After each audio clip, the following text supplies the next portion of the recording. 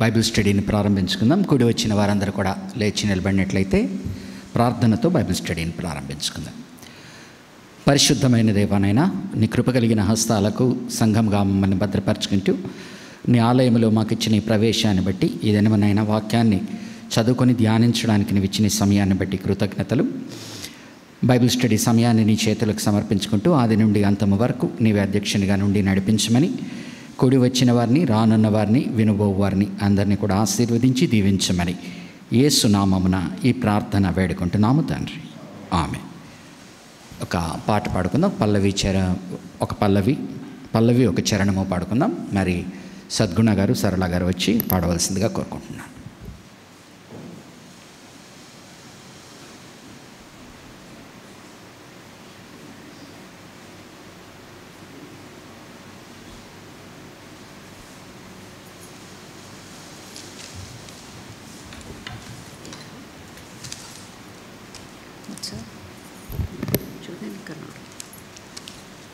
స్తుతి పాత్రుడా స్తుతి పాడేదా, మా స్తుతులను చేకొనుమా. నీవు చేసిన ప్రతి మేలుకై మనసారా పొగడెదను. నీవు చేసిన ప్రతి మేలుకై మనసారా పొగడెదను. స్తుతి పాత్రుడా స్తుతి పాడేదా, మా స్తుతులను చేకొనుమా. నీవు చేసిన ప్రతి మేలుకై మనసారా పొగడెదను.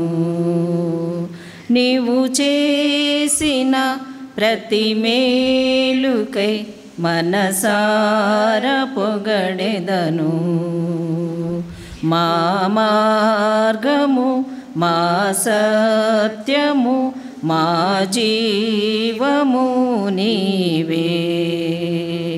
మా మార్గము, మా సత్యము, మా జీవము నీవే.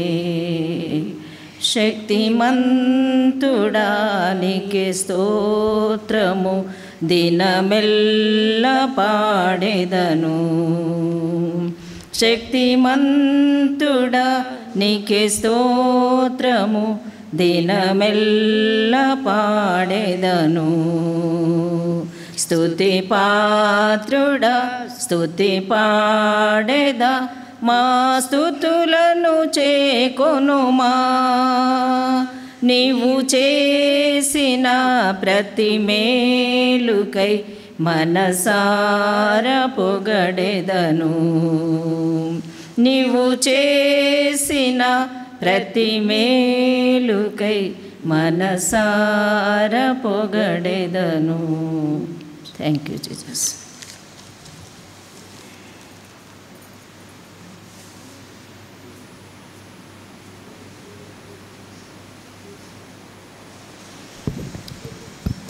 ఈ దినము బైబిల్ స్టడీకి ఏర్పరచమైన వాక్య భాగము తెస్సలోనికలకు రాసిన 2వ పత్రిక 2వ అధ్యాయము 2 Thessalonians 2nd chapter.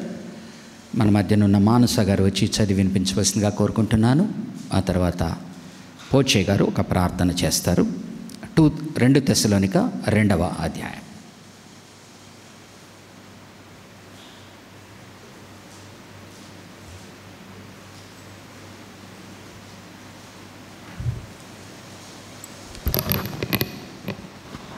దేవుని పరిశుద్ధ నామమునకు వందనములు. బైబిల్ స్టడీ నిమిత్తమై తెస్సలోనికి రాసిన 2వ పత్రిక 2వ అధ్యాయం చదువుకుందాం.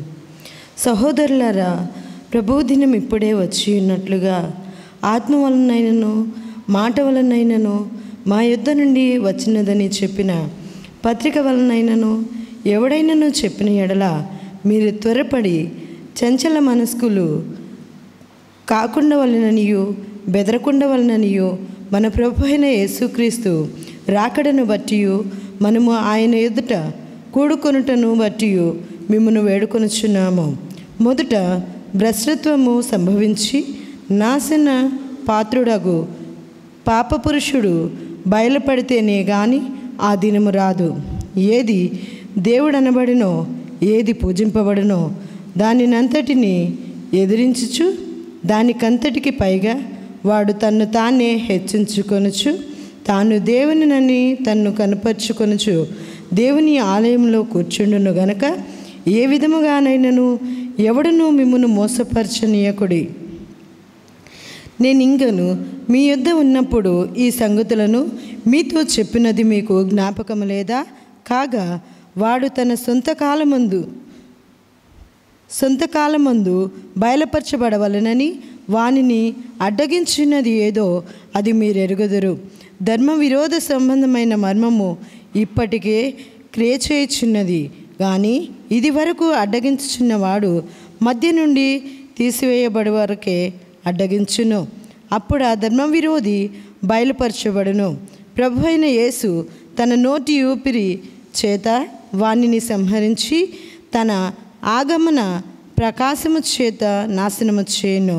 నశించుచున్న వారు తాము రక్షించబడుటకై సత్య విషయమైన ప్రేమను అవలంబింపకపోయిరు గనుక వారి రాక అబద్ధ విషయమై సమస్త బలముతోనూ నానా విధములైన సూచక క్రియలతోనూ మహత్కార్యములతోనూ దుర్నీతిని పుట్టించు సమస్త మోసముతోనూ నశించుచున్న వారిలో సాతాను కనపర్చు బలమును అనుసరించియుండును.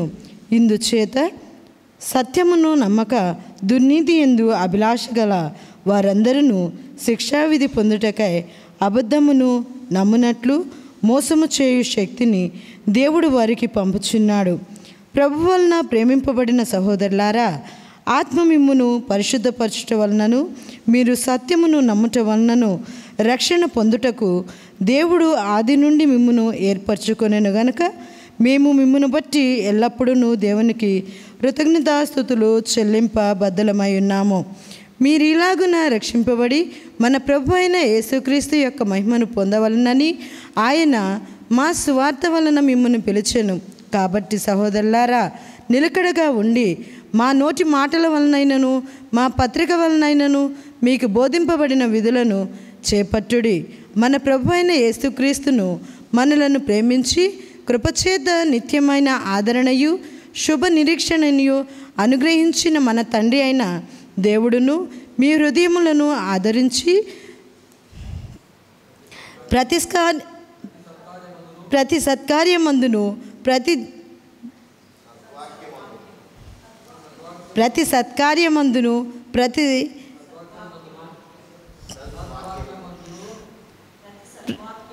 ప్రతి సద్వాక్యమందును మిమ్మును స్థిరపరచునుగాక. దేవుడి యొక్క పరిశుద్ధ వాక్యమును మన వెనుకడిలో దీవించునుగాక. ఆమేన్.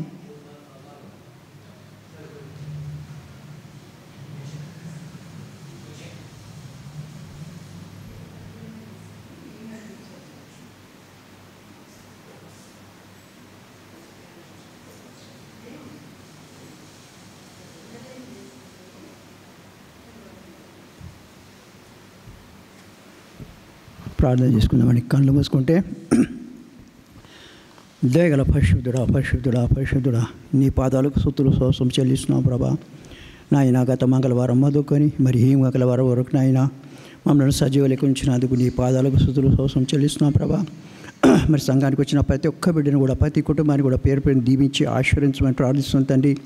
నాయన మరి మా సంఘంలో ఉన్న ప్రతి కుటుంబాన్ని కూడా పేరు పేరుని దీవించి ఆశీర్వదించమని ప్రార్థిస్తుంది తండ్రి. నాయన ఈ బైబిల్ స్టడీకి వచ్చిన ప్రతి ఒక్క బిడ్డను కూడా పేరు పేరు మీరు దీవించి ఆశీర్వించమని ప్రార్థిస్తుంది తండ్రి. మీరు ఎంత గొప్ప దేవుడు, ఎంత బలవంతుడు నాయన. నీ పాదాలకు స్తుతులు స్తోత్రం చెల్లిస్తున్నాం ప్రభా.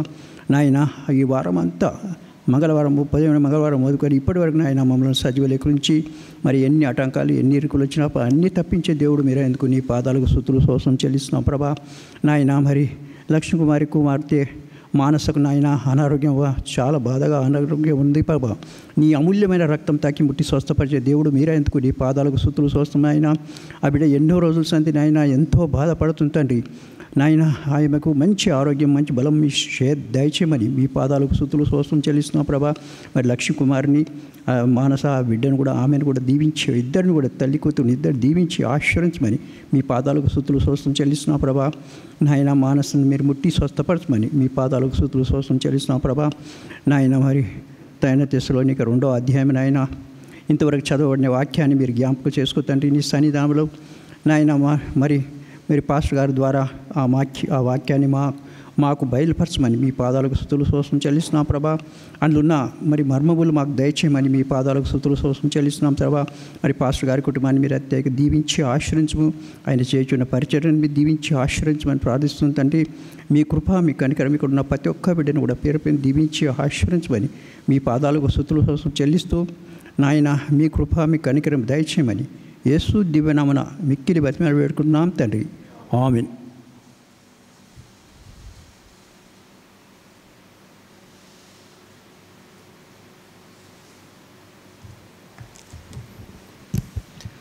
కూడి వచ్చిన వారందరికీ కూడా యేసు నామమున శుభాలు తెలియజేసుకుంటున్నానండి. ఇది దినము బైబిల్ స్టడీకి ఏర్పరచబడిన వాక్య భాగము తెస్సలోనికలకు రాసిన 2వ పత్రిక 2వ అధ్యాయమును ధ్యానిద్దాము.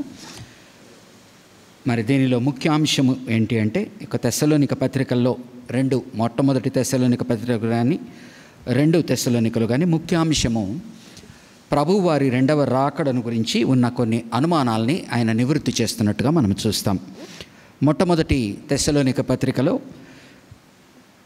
ప్రభువు యొక్క రాకడ సమయానికి ప్రభువునందు నిద్రించిన వారి పరిస్థితి ఏంటి అని వారు గాబరా చెందుతూ ఉండగా వారిని ప్రోత్సహిస్తూ బలపరుస్తూ అంటున్నాడు యేసు ప్రభు మాటలను బట్టి అపోస్తలుడైన పౌలు తెస్సలోనిక పత్రిక 1వ తెస్సలోనిక 4వ అధ్యాయము 13 నుంచి 18 వరకు, ప్రభువునందు ఎవరైతే మనకన్నా ముందు నిద్రించారో వారి గురించి మీరు అనవసరంగా కలవరపడవలసిన అవసరం లేదు.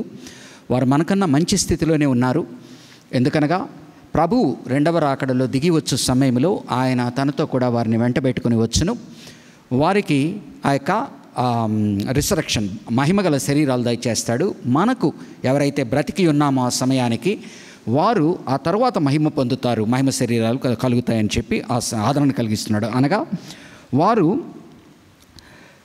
దాన్ని ఏమంటారు, ఆ యొక్క 2వ రాకడ గురించి ఆలోచించేటువంటి సమయంలో యేసు ప్రభువునందు ఆల్రెడీ మృతి ఎవరు చెందారో వారి గురించి వారు గాబరాపడుతూ ఉండగా వారికి ఆ యొక్క సమస్యను పరిష్కారం దయచేస్తున్నాడు. 2 తెస్సలోనిక 2లో ఆల్రెడీ 2వ రాకడ జరిగిపోయినది అనేటువంటి ఒక చెడ్డ బోధ బయట వినబడుతూ ఉన్నది.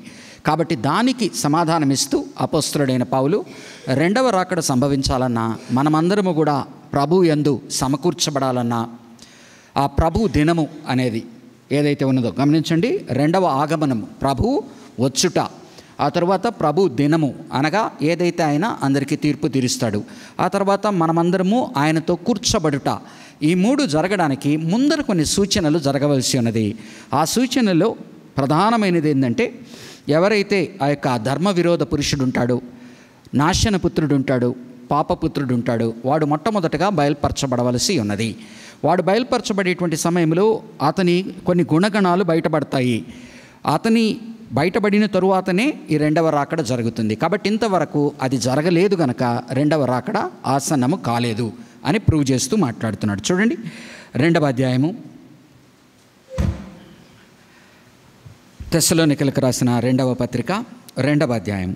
సహోదరులారా, ప్రభువు దినము ఇప్పుడే వచ్చి ఉన్నట్లుగా ఆత్మ వలననైనను మాట వలననైనను మా యొద్ద నుండి వచ్చినదని చెప్పిన పత్రిక వలననైనను ఎవడైనను చెప్పిన ఎడల మీరు త్వరపడి చంచల మనస్కులు కాకుండవలననియు బెదరకుండవలననియు మన ప్రభువైన యేసుక్రీస్తు రాకడను బట్టియు మనము ఆయన యొద్ద కూడుకొనుటను బట్టియు మిమ్మును వేడుకొనుచు నున్నాము.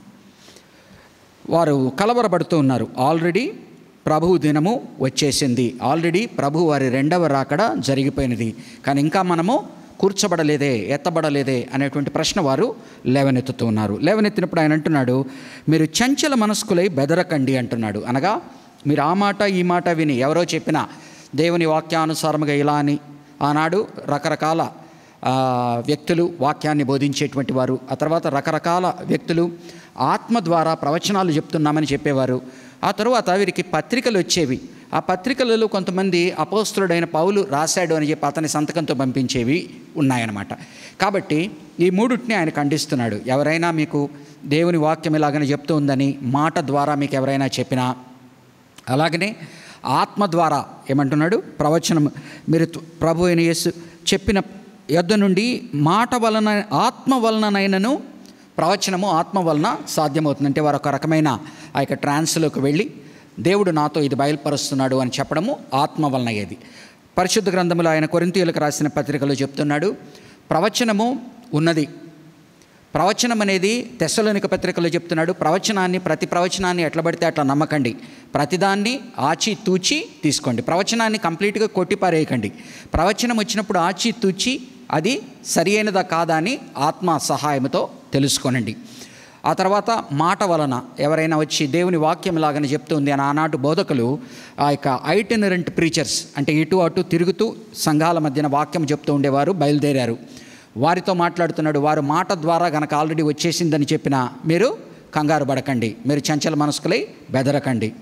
ఆ తరువాత మేము రాసాము అనేటువంటి పత్రిక వలన మీకు ఏదైనా వచ్చినా కూడా మీరు దాన్ని ఖాతరు చేయకండి, ఎందుకంటే మేము అటువంటిది ఏది మీకు రాయలేదు. నేను ఏదైతే చెప్పాలనో అది మీ మధ్యన ఉన్నప్పుడు నేను మీకు ఆల్రెడీ చెప్పానో దాని గురించి ఇంకొంత ఇన్ఫర్మేషన్ నేను ఇప్పుడు ఇస్తున్నాను. చూడండి, సహోదరులారా, ప్రభువు దినము ఇప్పుడే వచ్చినట్లుగాను ఆత్మ వలననైనను అనగా ప్రవచనము, మాట వలననైనను ఎవరైనా దేవుని వాక్యం ఇలాగ ఉన్నదని మీ దగ్గరకు వచ్చి చెబితే, మా యొద్ద నుండి వచ్చినదని చెప్పిన పత్రిక వలనైను, ఇదిగో పౌలు రాసిన పత్రిక ఇది అని చెప్పిన ఎడల మీరు త్వరగా నిర్ణయాలు, అంటే తొందరపడి నిర్ణయాలు తీసుకోకండి. చంచల మనస్కులు కాకుండా వలననియు, అంటే ఇటు అటు ఊగిసలాడుతూ ఇది రైటా అది రైటా అని చెప్పి చంచల మనస్కులు కాకుండా వలననియు, బెదరకుండా వలననియు, ఆల్రెడీ జరిగిపోయిందేమో మనం వదిలివేయబడ్డామేమో అని బెదరకుండా వలననియు, మన ప్రభువైన యేసుక్రీస్తు రాకడను బట్టి మనము ఆయన యొద్ద కూడుకొనుటను బట్టి మిమ్మును వేడుకొనుచున్నాం. 3 విషయాలు గమనించండి. ప్రభు దినము, ద లార్డ్స్ డే, ఏదైతే తీర్పు. ఆ తర్వాత ప్రభు ఆగమనము అనగా ఆయన అందరికీ వచ్చి అందరికీ కనిపించేది. 3వది ఆయన మనల్ని అందరినీ సమకూర్చడం. ఈ 3 కూడా కోఇన్సిడెంటల్ అంటున్నాడు. అనగా ఇవి జరగనిదే, ఇవి జరిగాయని ఎవరన్నా మీకు గనక వాక్యము ద్వారా కానీ ప్రవచనము ద్వారా కానీ పత్రిక ద్వారా కానీ అని చెప్తే మీరు దాన్ని ఖాతరు చేయకండి, భయపడకండి. ఎందుకనగా చూడండి, ఎందుకంట మొదట జరగవలసినదేంటి, మొదట భ్రష్టత్వము సంభవించి నాశన పాత్రుడుగు పాప పురుషుడు బయలుపడితేనే గాని ఆ దినము రాదు. అంటే ఒకటి జరగక ముందరనే ఆ దినము రాదు. కాబట్టి మొదట ఒకటి జరగాల. ఆ మొదట ఒకటి జరగవలసినది ఏంటి, మొదట భ్రష్టత్వము సంభవించి నాశన పాత్రుడుగు పాప పురుషుడు బయలుపడితేనే కానీ. ఆయనకిస్తున్న బిరుదులు ఏంటంటే భ్రష్టత్వం సంభవించాలి. ఎలాగున్న భ్రష్టత్వం సంభవిస్తుంది, ఈ యొక్క చిన్నగా దేవుని ప్రజల యందు బయటను అంతా కూడా దేవునికి విరోధముగా మాట్లాడే మాటలు, దేవుని నుంచి దూరమయ్యే మాటలు, దేవుని ప్రజల నుంచి భ్రష్టత్వం అంటే ఏంటండి, బయట వారు ఎలాగూ దేవుణ్ణి అంగీకరించని వారు, వారి ఆలోచన విధానాలు మనకు తెలుసు. రోమీయులకు రాసిన పత్రిక 1వ అధ్యాయంలో వివరిస్తాడు. అది నానాటికి ఎక్కి వెళ్ళిపోతూ ఉంటుంది. భ్రష్టత్వం అంటే ఏంటంటే ఏదైతే దేవుని ప్రజలై ఉన్నారో వీరు కూడా దేవుని నుంచి తప్పిపోయి తిరుగుబాటు చేసి దేవుని వాక్యానికి దూరం అయిపోయి రకరకాలుగా తప్పిపోయేటువంటి ప్రమాదం. ఇది ఎవరి వలన జరుగుతుంది, ఎలా జరుగుతుంది, భ్రష్టత్వము సంభవించి నాశన పాత్రుడగు. ఫుట్నోట్ 1 చూడండి, నాశన పుత్రుడు, నాశన పాత్రుడగు పాప పురుషుడు. అతను పాపము అతనిలోనున్నది, పాపము మిగతా వారిలో కలగజేసేటట్టుగా ప్రేరేపిస్తాడు, పురిగొల్పుతాడు. పాప పురుషుడు కింద ఏమైనా రాయబడిందండి, ధర్మ విరుద్ధ పురుషుడు. అనగా ఏదైతే పాత నిబంధనలో దేవుని యొక్క వాక్యం ధర్మశాస్త్రం ప్రకారం ఏదైతే చెప్పి ఉన్నదో దాని ప్రకారంగా జీవించాలని చెప్పి ఉన్నదో, నూతన నిబంధనలో ప్రభు మాటల్ని బట్టి అపోస్తుల మాటల నుంచి బట్టి ఎలాగనో నడుచుకోవాలని చెప్పిందో ఈ ధర్మానికి విరుద్ధముగా బోధించడం ప్రారంభిస్తాడు. ఈ ధర్మానికి విరుద్ధముగా నడుచుకోవడానికి ప్రయత్నిస్తాడు. నాశన పాత్రుడుకు పాప పురుషుడు బయలుపడితేనే గాని ఆ దినము రాదు. వాడు బయలుపడాల. అనగా అంతవరకు ముందర చూస్తాం, ధర్మ విరోధ కార్యము ఆల్రెడీ జరుగుతూ ఉన్నది, కానీ ఒకానొక కాలంలో అది సంపూర్ణంగా పట్టబయలు అవుతుంది. అంతవరకు ఇప్పుడు మనకిప్పుడు తెలుసు ఏమని, ఎంతోమంది లోకంలో భ్రష్టత్వం, లోకంలో చెడ్డతనం ఉందని తెలుసు. అలాగనే క్రైస్తవులు ఎంతోమంది నామకార్థపు క్రైస్తవులు అయిపోతున్నారని తెలుసు, ఎంతోమంది దేవునికి దూరం అయిపోతున్నారని తెలుసు, రకరకాల బోధలు వచ్చాయని తెలుసు. కానీ ఇదంతా కూడా ప్రస్ఫుటముగా కంప్లీట్గా బయలుపరచబడుతుంది. ఒక వ్యక్తిలో ఇవన్నీ కేంద్రీకరింపబడి ఆ వ్యక్తి తనను తాను ఒకరోజు బయలుపరచుకుంటాడు. మొదట భ్రష్టత్వము సంభవించి అంటే మొట్టమొదట ప్రభు దినము కానీ ప్రభు రాకడ కానీ యేసుక్రీస్తునందు మనమందరము కూర్చోబడ్డము కానీ జరగాలి అంటే మొట్టమొదట ఆ భ్రష్టత్వము సంభవించాలి. అది ఎలాగో సంభవిస్తుంది, కోయిన్సిడెంటల్గా ప్యారలల్గా నాశన పాత్రుడగు పాప పురుషుడు బయలుపడితేనే కానీ అతను బయలుపరచబడాల. యేసు ప్రభు వారు ఎలాగనైతే బయలుపరచబడతాడో సెకండ్ కమింగ్లో ఆయన మేనిఫెస్ట్ చేసుకుంటాడు తన్ను తాను, ఎపిఫెనియా అంటాం, అంటే అతను బయలుపరచుకుంటాడు. అలాగనే దేవునికి ప్రభువుకు విరోధముగా నిలబడిన అంత్యక్రీస్తు వంటి వాడు తాను కూడా బట్టబయలుగా బయలుపరచుకుంటాడు. అది జరిగితే కానీ ఈ ప్రభువు దినము రాదు. కాబట్టి ప్రభువు దినము కన్నా ముందు జరగవలసినది ఈ యొక్క భ్రష్టత్వము లోకంలో పెరిగిపోతూ వస్తుంది. ఈ నాశనపుత్రుడు, ఈ ధర్మ విరోధ పురుషుడు, ఈ పాప ఎవరైతే ఉన్నాడో ఈ వ్యక్తి దీన్ని ఇంకా పురిగొల్పి ప్రోత్సహించి అందరిలో ఇది చేసి అతను కూడా బయటపడతాడు. అంతవరకు నిర్ద్రాణంగా ఉన్నది అతను బయలుపరుచుకుంటాడు. అతను చేసే పనులేంటి, అతని యొక్క కార్యాలు ఎలాగనుంటాయి. 4వ వచనం చూడండి. ఏది దేవుడు అనబడునో, ఏది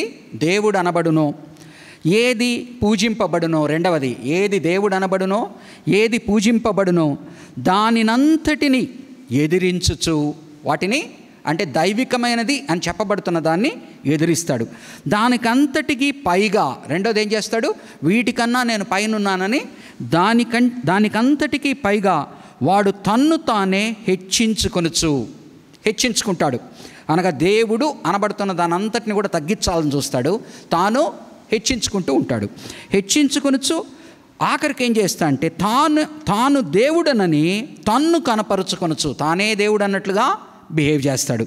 తాను దేవుడనని తన్ను కనపరుచుకొనొచ్చు దేవుని ఆలయములో కూర్చుండును గనుక ఏం చేస్తాడు, ఆఖరికి ఎక్కడైతే దేవుడు సింహాసనం ఉన్నదో, ఎక్కడైతే దేవుడు మాత్రమే హెచ్చింపబడాలనో, ఎక్కడైతే దేవుడు మాత్రమే గణపరచబడాలనో అక్కడి తను తిష్ట వేసి కూర్చోవడానికి ప్రయత్నిస్తాడు. అనగా దైవికమైన వాటికి విరోధముగా ఉండడమే కాకుండా చెడుతనాన్ని ప్రోత్సహిస్తూ, ప్రేరేపిస్తూ, పురిగొల్పుతూ సంపూర్ణంగా దైవికమైన వాటి అన్నింటినీ కూడా తగ్గిస్తూ ఉంటాడు, తనను తాను హెచ్చించుకుంటాడు. కూర్చుండును గనుక ఏ విధముగానైనను ఎవడును మిమ్ము మోసపరచ నీకుడు. ఇవన్నీ బయలుగా ప్రస్ఫుటముగా తెలిసిపోతాయి. ఈ యొక్క దీనికంతా కారణం ఏంటి, నాశనపుత్రుడు, ధర్మ విరుద్ధ పురుషుడు, ఈ మాటలంతా ఎక్కడి నుంచి వస్తున్నాయి. దానియేలు గ్రంథంలో క్రీస్తు పూర్వము 165 నుంచి 168 అంటే 168 నుంచి 165 సంవత్సరాలలో ఆల్రెడీ ఇలాంటి అంత్యక్రీస్తును పోలినవాడు యాంటియోకస్ ఎపిఫనెస్ అనేటువంటి వాడు తనను తాను ఈ విధంగా ఒకనాడు బయలుపరచుకున్నాడు. అనగా మనకు నూతన నిబంధనలు చెప్పబడినవి ఆల్రెడీ పాత నిబంధనలో జరిగిన వాటిని కొన్నిటిని ఉత్కటిస్తూ అవి రెఫర్ చేసినప్పుడు వీడు ఎలా ఉంటాడో మనం అర్థం చేసుకోగలం. అనగా పాత నిబంధనలో ఒకసారి క్రీస్తు పూర్వము 168 నుంచి 164 సంవత్సరాల మధ్యన యాంటియోకస్ ఎపిఫెనస్ అనేటువంటి వ్యక్తి తనను తాను ఈ విధముగా ఒకనాడు హెచ్చించుకొని ఉన్నాడు. చూడండి ఒక్కసారి దానియేలు గ్రంథము 11వ అధ్యాయము 36. ఆ రాజు ఇష్టానుసారముగా జరిగించి తన్ను తానే హెచ్చించుకొనుచు అతిశయపడుచు ప్రతి దేవత మీదను దేవాది దేవుని మీదను గర్వముగా మాటలాడుచు ఉగ్రత సమాప్తియగు వరకు వృద్ధి పొందును. అంతటా నిర్ణయించినది జరుగును. 37 అతడు అందరికంటే ఎక్కువగా తన్ను తాను హెచ్చించుకొనును గనుక తన పితరుల దేవతలను లక్ష్యపెట్టడు, మరియు స్త్రీల కాంక్షిత దేవతను కానీ ఏ దేవతను కానీ లక్ష్య పెట్టడు. అతడు తన పితరులు ఎరగని దేవతను అనగా ప్రాకారములు దేవతను వారి దేవతను మారుగా గణపరచును. బంగారును వెండిని విలువగల రాళ్లను మనోహరమైన వస్తువులను అర్పించి ఆ దేవతను ఘనపరచును. అంటే లోకానుసారమైన జీవన విధానము, తానే దేవుడని ప్రకటించి. ఇది ఆ సమయంలో క్రీస్తు పూర్వము 168 నుంచి 164 సంవత్సరాల సమయంలో ఆంటియోకస్ ఎపిఫెనెస్ అనేటువంటి వాడు ఒక రాజుగానున్నవాడు ఈ యొక్క యూదుల మీద దండెత్తి ఈ యూదుల యొక్క ఆలయంలోకి ప్రవేశించి అక్కడ యువరాని బలిని ఇచ్చి అక్కడ ఆ యొక్క ఆలయాన్నంతా అపరిశుద్ధపరిచిన తార్కాణము ఒకటి ఉన్నది. కాబట్టి దానిని పురస్కరించుకొని భవిష్యత్తులో అనగా మనకు ఒకటి చెప్తుంటాం, ఏదైనా పెద్ద ప్రళయం అంటే ముందరది ఒకటి గుర్తు చేస్తాం, అలాంటిది లేకపోతే దానికన్నా మించినది అని గుర్తు చేస్తాం. కాబట్టి మనకు ఒక పాయింట్ ఆఫ్ రెఫరెన్స్ కావాలా. ఆ పాయింట్ ఆఫ్ రెఫరెన్స్ హిస్టరీలో, చరిత్రలో దానియేలు గ్రంథములో ఆ 165వ సంవత్సరంలో క్రీస్తు పూర్వం జరిగిన దాన్ని ఉత్కటిస్తూ భవిష్యత్తులో కూడా ఈ దానితో సన్నివేశంతో సంభవించినందు దానితో పోలిక ఉన్నట్లుగా భవిష్యత్తులో కూడా. సో ఊహించుకోవడానికి నీకు ఈజీ అవుతుంది. ఈరోజు ఎవరైనా ఊచకోతకు వస్తూ ఉంటే మనం హిట్లర్ అనే మాట మాట్లాడతాం, అర్థమైంది కదా. అంటే ఏంటి అనగానే మనకు ఆ హిట్లర్ గురించి తెలుసు కాబట్టి వీడు ఎవడో మనం ఊహించుకోగలం. అలాగున వాళ్ళు చరిత్రలో కొన్ని చేసిన వారి చెడ్డ పనులను బట్టి ఉదాహరణగా మిగిలిపోయారు, నెగిటివ్ ఆదర్శప్రాయంగా మిగిలిపోయారు. అందుకని యేసు ప్రభు వారు కూడా రెండవ రాకడ గురించి, ఆఖరి దినముల గురించి మాట్లాడే సమయంలో ఇదే మాట్లాడతాడు కదా. ఏదైతే ఇవ్వకూడని దేవుని స్థలంలో ఇవ్వకూడనిది ఎప్పుడైతే మీకు కనపడుతుందో అప్పుడు మీరు అక్కడి నుంచి పారిపోండి అని. అలాగనే అపోస్తలుడైన పౌలు సైతము వాటిని ఉపయోగించుకొని మాట్లాడుతున్నాడు. ఆఖరి దినములలో ఇది సంభవిస్తుంది, అది సంభవించిన తరువాతనే రెండవ రాకడ సంభవిస్తుంది. అది సంభవించకుండా రెండవ రాకడ సంభవించదు. కాబట్టి ఆయన చెప్పేది ఏంటి?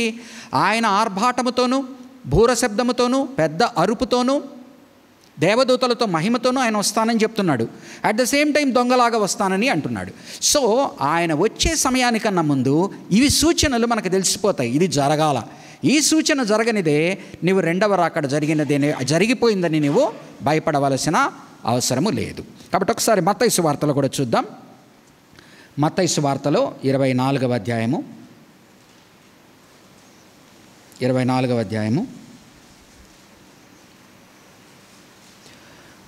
వచనం. 24వ అధ్యాయము 15వ వచనం. కాబట్టి ప్రవక్త అయిన దానియేలు ద్వారా చెప్పబడిన నాశనకరమైన హేయ వస్తువు పరిశుద్ధ స్థలమందు నిలుచుట మీరు చూడగానే చదువువాడు గ్రహించును గాక. కాబట్టి ఇవన్నీ కూడా ఏంటంటే పాయింట్స్ ఆఫ్ రెఫరెన్సెస్ అన్నమాట. గతంలో జరిగిన దాన్ని ఉత్కటిస్తూ అలాంటి సన్నివేశము, దానితో పోల్చుకోదగిన సన్నివేశము, దానికంటే దారుణమైన సన్నివేశము ఆఖరి దినములలో మరొక మాట చెప్తాను. ఆఖరి దినాలంటే మనం ఎలా అర్థం చేసుకోవాలి? చాలాసార్లు మనము ఆఖరి దినాలు అనగానే మనకు కన్ఫ్యూషన్ ఏంటి అంటే ఎప్పుడో జరిగేది. కానీ పరిశుద్ధ గ్రంథానుసారంగా మనం అర్థం చేసుకోవాల్సిందంటే ఆఖరి దినాలు అని దేన్ని అంటున్నాడంటే యేసు ప్రభువు వారు వచ్చి ఆయన తన ప్రాణమునిచ్చి ఆయన పునరుద్ధానుడై పైకి వెళ్ళిన తరువాత నుంచి ఆఖరి దినాలు అనేవి ప్రారంభమైనాయి. సో ఆఖరి దినాలలో మనం ఉన్నాం. అందుకనే అపొస్తలుడైన పౌలు కానీ నూతన నిబంధన బోధకులంతా ఆఖరి దినాల్లో మనం ఉన్నాము, ప్రభు ఇదిగో వచ్చేస్తున్నాడు అని వారు అంటున్నారు. ఈ రోజుటికి మనం అంటున్నాం. ఎందుకని? ఆఖరి దినాలు అనేవి యేసు ప్రభు వారి రాకడతో, మరణముతో, పునరుద్ధానము తరువాత ఆయన అధిరోహణమైన ప్రారంభమైంది. అది ఈ సూచనలు జరిగి అంటే అర్థమైంది కదా. అది ఫర్ ఎగ్జాంపుల్ 30 శకం 30లో ప్రారంభమైంది అనుకుందాం. అది ఎప్పటి వరకు ఉంటుందో తెలియదు. నూతన నిబంధన వీటిని అన్నిటినీ ఆఖరి దినములో అంటూ ఉన్నది. కాబట్టి ఎవరికి వాళ్ళు, ఏ తరము వారు ఆ తరము వారు ఆనాడు అపోస్తలుడైన పౌలు కానీ యేసు ప్రభు వారు మాట్లాడే మాటలను బట్టి కానీ ఆయన వెనువెంటనే వచ్చేటట్టుగా కనిపిస్తాడు. ఆఖరి దినాలు అంటున్నాడు. కానీ రానప్పుడు మనం ఎలా అర్థం చేసుకోవాలంటే ఆఖరి దినాలు అనేవి ప్రారంభమైనవి. ఆఖరి దినాలనే స్పాన్లో మనం ఉన్నాం. వాటిని అన్నింటినీ ఆఖరి దినాలు అంటాడు. పాతకాలంలో అంటాం మనం, పాతకాలంలో అంటాం. ఏంటి పాతకాలం అంటే ఏంటి? పాయింట్ ఆఫ్ రెఫరెన్స్ ఏంటి? ఇప్పుడు కాకుండా ఒక్కొక్క వ్యక్తి మాట్లాడి తనకు పాతకాలము ఏదో ఉంటుంది. కాబట్టి ఈ ఆఖరి దినములు అని మీరు విన్న ప్రతిసారి ఎప్పుడో సంభవించేది అని కాదు. మనం ఆఖరి దినాల్లో ఉన్నాం. అది ఈరోజు సంభవించవచ్చు, 1000 ఏళ్ల తర్వాత అయినా సంభవించవచ్చు. మనం ఆఖరి, ఎందుకని అపోస్తలుడైన పౌలు 2000 ఏళ్ల క్రితము తన ఆఖరి దినాల్లో ఉన్నాడని, తన సమయంలోనే ఇవన్నీ జరుగుతాయని తను నమ్ముతున్నాడు. ఎందుకని ఆయన ఇది చెప్పేటప్పుడు ఏం చెప్తున్నాడు? బ్రతికి ఉన్న మనం ఇంకనూ, తెస్సలోనిక 4వ అధ్యాయము 13 నుంచి 18 వరకు వారిని ఆదరించే సమయంలో ఏం మాట్లాడుతున్నాడు చూడండి. 1 తెస్సలోనిక 4వ అధ్యాయము 13 నుంచి 18. సహోదరులారా, నిరీక్షణ లేని ఇతరుల వలె మీరు దుఃఖపడకుండా నిమిత్తము నిద్రించుచున్న వారిని గూర్చి మీకు తెలియకుండుట మాకు ఇష్టము లేదు. యేసు మృతి పొంది తిరిగి లేచెనని మనము నమ్మిన ఎడల అదే ప్రకారము యేసునందు నిద్రించిన వారిని దేవుడు ఆయనతో కూడా వెంటబెట్టుకొని వచ్చును. మేము ప్రభువు మాటను బట్టి మీతో చెప్పున్నదేమనగా, ప్రభువు రాకడ వరకు సజీవులమై నిలిచియుండు మనము, సజీవులయ్యుండు నిలుచున్న మనము. ఈరోజు మనం ఎక్కడైనా మరణానికి పోయినప్పుడు మనం ఏం మాట్లాడతాము? ఆయన ఈరోజు రావచ్చు. మనము బ్రతికి ఉన్న వారిలో భాగమై ఉన్నాం. చనిపోయిన వారు ఆల్రెడీ అయిపోయినది. మనము ఒక 10 ఏళ్ల తర్వాత మనం చనిపోవచ్చు, దేవుని యొక్క 2వ రాకడ రాకపోవచ్చు. ఆ తర్వాత వాళ్ళు మనము అనే మాట్లాడుతుంటారు. మనము దేంట్లోకి వెళ్తాము? ఇప్పుడు చనిపోయిన తర్వాత ఫస్ట్ బ్యాచ్లోకి వెళ్తాం. కానీ మనం బ్రతికి ఉన్నప్పుడు ఏం మాట్లాడతాము? ఏ సమయానికి ఆ సమయము దేవుని రాకడ ఆసన్నమవుతుందని, మనం ఆఖరి దినాలలో ఉన్నామని. కాబట్టి ఆనాడు యేసు ప్రభు వారు చెప్పినప్పుడు కానీ, అపోస్తలుడైన పౌలు చెప్పినప్పుడు కానీ దానిలో ఏ అబద్ధము లేదు. ఆఖరి దినాలు రాలేదు అని కాదు. ఎవరి తరములో వాళ్ళు, ఆయన ఏం చెప్పాడు? నేను ఎప్పుడైనా రావచ్చు, దొంగ వలె వస్తాను. ఎప్పుడు వస్తానో నీకు తెలిస్తే నువ్వు జాగ్రత్త పడతావు. కాబట్టి నువ్వు ఎలా ఉండాలా? ఈ క్షణం వస్తే నేను ఎలా ఉన్నాను అని చూసుకునే దానికి చెప్తున్నాడు. ఆ క్షణము నేడు అనేది ఎలా ఉంటుంది? ఎప్పుడు నేడే, ఎప్పుడు నేడే. మీకు తెలుసు కదా, ఒకసారి మన స్త్రీలతో కూడా అప్పు రేపు అని రాస్తారు కొన్ని షాపుల ముందర. ఏంటి దాని అర్థం? అప్పు రేపు అని రాస్తాడు. ఎప్పుడు అది చదివినా కూడా రేపే, అంటే ఈరోజు నేను ఇవ్వను. అలాగన మనమందరము కూడా బ్రతికి ఉన్న వారము, ఏ తరమునకు ఆ తరము తమ యొక్క తరములో ఈ క్షణములో కూడా అది జరగవచ్చు అనేటు. కానీ అది జరగాలంటే ఏం జరగాలా? ఈ సూచనలు కనిపిస్తాయి. ఆ కనిపించినంత వరకు ఇంకా అది రాలేదు. కానీ వీళ్ళు ఏమనుకుంటున్నారు? మాకు తెలియకుండా అది వచ్చేసిందేమో, అది జరిగిపోయిందేమో, ప్రభు దినం వచ్చేసిందేమో, మనము కూర్చోబడకుండా దేవుడు మిగతా వారిని ఇక్కడ ఎత్తుకొని వెళ్ళిపోయాడేమో అనేటువంటి భావనలో ఉన్నవారికి, అయ్యా ప్రభు దినము, ఆయన 2వ రాకడ ఆగమనము, మనం ఆయనతో కూర్చోబడుట జరగాలంటే మొదట ఇది జరగాలి. మొదట ఏంటంటే, ఒకనాడు దానియేలులో ఎలాగనైతే ఒక వ్యక్తి ఉన్నాడో అది అందరికీ మనకు తెలిసిపోతుంది. ఆ సూచనలు అది వస్తుంది. అలాంటి భక్తిహీనత లోకంలో ప్రారంభమవుతుంది. క్రైస్తవుల మధ్యనే భ్రష్టత్వము అన్నప్పుడు బయట వారిలో భ్రష్టత్వం కాదు. బయట వారిలో ఏంటి? భక్తిహీనత. మనలో దాన్ని ఏమంటారు? భ్రష్టత్వము. బయట వారిలో భక్తిహీనత అంటే వారు దేవుని మీద భక్తే ప్రదర్శించలేదు. మనలో భక్తిహీనతను ఏమంటారు? భ్రష్టత్వం అంటారు. అందుకనే యేసు ప్రభు వారు ఏమంటున్నారు? నేను వచ్చే నాటికి విశ్వాసము కనుగొందునా, ఎంతోమంది ప్రేమ చల్లారిపోవును కదా. అంటే ఏంటి? ఆయన వచ్చే సమయానికి ఈ వాడి వేడి లేకుండా ఎంతోమంది కలిసిపోతారు, ఎంతోమంది రకరకాల బోధల ద్వారా పక్కకు తప్పిపోతారు, ఎంతోమంది రకరకాలుగా ఇంటర్ప్రిటేషన్స్ని బట్టి వారు అర్థం చేసుకుని దేవుని వాక్యం అర్థం చేసుకోకుండా దూరం అయిపోయిన వాళ్ళు ఉంటారు. మన సమయంలో వచ్చేనా పోయేనా అని చెప్పి ఇష్టానుసారంగా జీవించే వాళ్ళు ఉంటారు. రకరకాలుగా జరుగుతుంది. అర్థం చేసుకుందాం. కాబట్టి మరొకసారి చదువుతాను. 4వ వచనం. ఏది దేవుడు అనబడునో, ఏది పూజింపబడునో దానినంతటినీ ఎదిరించుచు, దానినంతటికీ పైగా వాడు తన్ను తానే హెచ్చించుకొనుచు, తాను దేవుడనని తన్ను కనపరుచుకొనుచు దేవుని ఆలయములో కూర్చుండును గనుక ఏ విధముగానైనను ఎవడును మిమ్ము మోసపరచా నీకుడు. దేవుని ఆలయములో కూర్చోవడం అంటే అది ఫిజికల్గా కావచ్చు. ఎవరైతే ఇంకొకసారి ఆలయం కడతారు, ఆ ఆలయంలో ఇతను కూర్చుంటాడని అన్నా తీసుకోవచ్చు. ఏం చెప్తున్నాడు? దేవునికి విరోధముగా దేవునికి ఇవ్వవలసిన స్థలాన్ని ఇతను ఉజర్ప్ చేయడం ప్రారంభిస్తాడు. ఇతను దాన్ని ఆక్రమించడం ప్రారంభిస్తాడు. జాగ్రత్తగా గమనించండి. ఒకనాడు దానియేలు టైం లైన్ అర్థం చేసుకోండి. ఒకనాడు క్రీస్తు పూర్వము దానియేలు మాట్లాడాడు. యేసు ప్రభువారు 30వ సంవత్సరంలో దానియేలు చెప్పిన ప్రవచనమని మాట్లాడాడు. అపోస్తలుడైన పౌలు 50లోను ఈ పత్రిక రాస్తున్నప్పుడు 50 నుంచి 60 మధ్య రాస్తున్నప్పుడు ఇది మాట్లాడాడు. ప్రకటన గ్రంథం 95, 100లో రాయబడుతూ ఉన్నది, క్రీస్తు శకము. మళ్ళీ ప్రకటన గ్రంథంలో కూడా ఇలాంటి వాడి గురించి, మళ్ళీ అంత్యక్రీస్తు గురించి మాట్లాడుతున్నాడు. అంటే ఏంటి? ఏ తరము వారు ఆ తరమునకు వాడు ఎలా ఉంటాడో అర్థం చేసుకొని దేవుడిచ్చిన ఆత్మ ద్వారా వారు రాస్తూ ఉన్నారు. కాబట్టి ప్రకటన గ్రంథం చదివేటప్పుడు కూడా రానున్న దినాల్లో నేను మీకు ఎక్స్ప్లెయిన్ చేస్తాను. ప్రకటన గ్రంథం చదివేటప్పుడు కూడా ఏదైతే జరుగుతున్నదో అది ఎవరికి సంభవించడానికి రాస్తున్నాడు?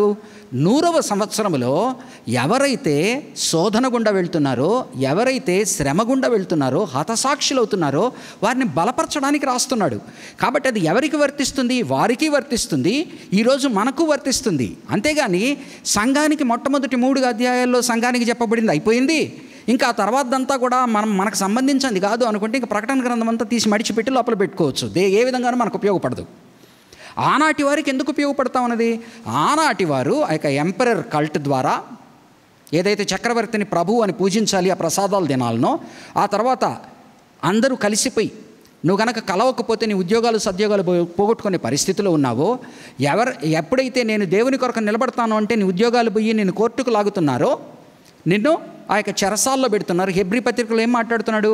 ఒకనాడు మీరు బంధింపబడిన వారితో తోడుగా భుజం ఆనుకుని ఉన్నారు, ఒకనాడు మీ ఆస్తులు జప్తు చేసినా నిలబడ్డారు, కానీ ఈరోజు ఎందుకు పడిపోతున్నారండి? కాబట్టి ఆ శ్రమ కాలంలో ఉన్నవారికి ఏం ఆదరిస్తూ ఉన్నా అంటే ఈ శ్రమ కాలంలో అర్థం చేసుకోండి అయ్యా, ఆనాటి అంత్యక్రీస్తు ఈనాడు వీడిలా చేస్తున్నాడు, అంత మాత్రాన ఏమీ కాలేదు.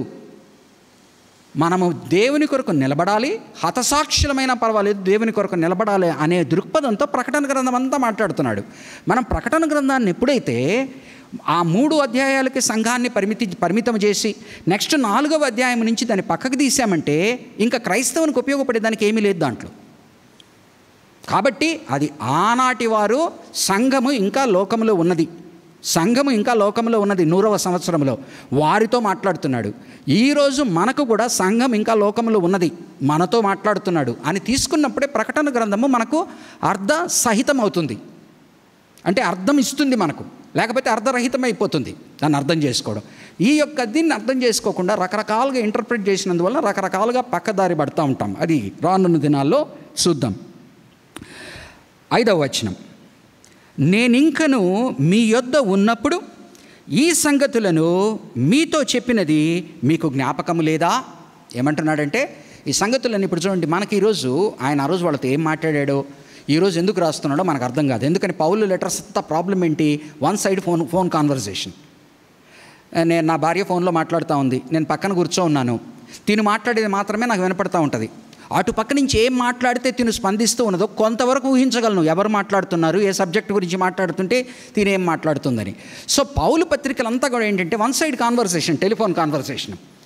అటుపక్క తెస్సలోనికలు ఏం అడిగితే ఇతను రాస్తున్నాడో మనకు తెలీదు. మనము సర్మైజ్ చేసుకోవాలి, ఇతను మాట్లాడిన దాన్ని బట్టి ఒక సీన్ని క్రియేట్ చేసుకోవాలి, ఇది జరిగినది అని చెప్పి. ఏమంటున్నాడు? ఈ 2వ రాకడ గురించి, ఈ ప్రభువు ఆగమనము, ఆయన బయలుపరచబోట గురించి మనమందరం మీకు అంతా క్లియర్గా చెప్పాను కదా నేను మీ మధ్య ఉన్నప్పుడు అని అన్నీ చెప్పాను. కానీ ఇప్పుడు మీరు ఇంకా డౌట్లు కొన్ని ఉన్నాయి కనుక విడమరుస్తున్నాను. 5వ వచనం, నేనింకను మీ యొద్ద ఉన్నప్పుడు ఈ సంగతులను మీతో చెప్పినది మీకు జ్ఞాపకమో లేదా? కాగా 6వ వచనం, ఎప్పుడు బయలుపరుస్తాడు? ఎలా బయలుపరచబడతాడు? ఏం ఆపుతూ ఉన్నది అతన్ని? ఒకటి ఏం చూసాము? ఒకటి అది జరగాలంటే ఇతను రావాలంటే ఇతను ఎలాంటి వాడు అని చెప్పాడు, ఎలా హెచ్చరించుకుంటాడని. 3వది ఇతను ఇంకా రాకుండా ఉండడానికి కానీ రావడానికి కానీ ఏ ఫ్యాక్టర్స్ అనగా ఏవి సహకరిస్తున్నాయి లేకపోతే అడ్డగిస్తూ ఉన్నాయి అని మాట్లాడుతున్నాడు. 6వ వచనం, కాగా వాడు తన సొంత కాలమందు బయలుపరచబడవలెనని ఒక సమయం ఉన్నది. ఎలాగనైతే యేసు ప్రభు వారు తన సొంత కాలంలో తను బయలుపరచబడతాడో వీడు కూడా తన సొంత కాలంలో తనను తాను బయలుపరచుకుంటాడు. ఇక్కడ అర్థమవుతోందండి ఏం జరుగుతూ ఉన్నదో. యేసు ప్రభు రాకడను వీడి రాకడని ఇద్దరిని కంపేర్ చేస్తున్నాడు. యేసు ప్రభు ఎలాగనైతే ఆ యొక్క దీనితో ఆర్భాటముతో ఆయన కనిపిస్తాడో వీడు కూడా ఆ ఆర్భాటాలన్నీ చూపిస్తూనే వీడు ప్రకటించుకుంటాడు. వాడు తన సొంత కాలమందు బయలుపరచబడబలెనని వానిని అడ్డగించినది ఏదో అది మీరు ఎరుగుదురు. ఏమంటున్నాడు?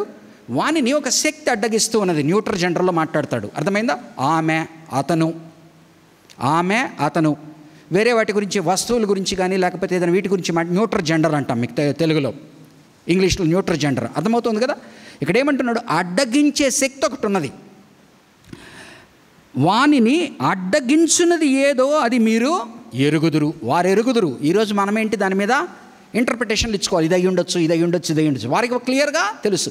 ఎప్పుడైతే ఇతను గూఢంగా మాట్లాడుతున్నాడో మనం ఎప్పుడేం అర్థం చేసుకోవాలంటే, పత్రికల్లో ఆయన జాగ్రత్తగా మాట్లాడుతూ కొన్ని పదాలని వాడట్లేదు అంటే ఆయన యూజువల్గా రోమా ప్రభుత్వం గురించి మాట్లాడుతున్నాడు. అర్థమవుతోందా?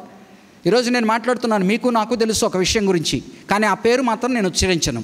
ఎందుకని ఆ పేరు ఉచ్చరిస్తే it is open for libel, అంటే ఇట్ ఈజ్ ఓపెన్ ఫర్, దాన్ని ఏమంటారు, అది ఓపెన్ అయినప్పుడు దాని మీద తగు రావచ్చు, కాంట్రవర్సీ రావచ్చు, ఏదైనా రావచ్చు.